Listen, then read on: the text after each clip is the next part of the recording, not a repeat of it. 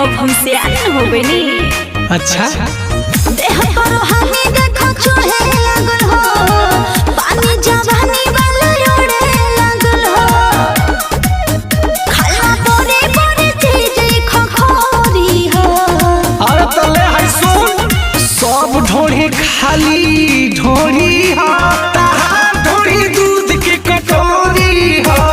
सब ढोरी खाली ढोरी हो, तहार ढोरी दूध के कटोरी हो।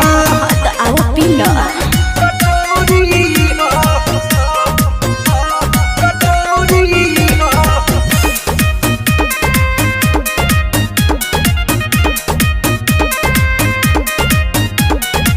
मिली सभात लचबाब बाबू, धारी तो पियो शराब बाबू। अरे नशा में हो जा। अच्छा देई के जोश मद होश करबो, लागे गोरी की बेहोश करबो। अरे ना हो, सब लाइकन के है कमजोरी हो, बुझला। सब ढोरी खाली ढोरी हो, तहार ढोरी दूध के कटोरी हो। सब ढोरी खाली ढोरी हो, तहार ढोरी दूध के कटोरी हो। का विचार बा? तहार ढोरी दूध के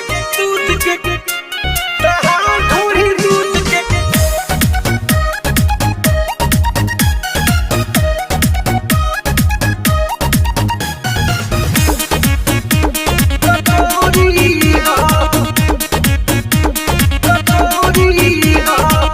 आज तो बनल मीजा जेबा, खाला के सोन मलता जेबा। अरे ए हो, अब खा लो। लागत आज कुछ खास करबू, लगे बोला के धन नस करबू। अरे हो जाएगा, सन्नी देत बनी मौका ना छोड़ी हो।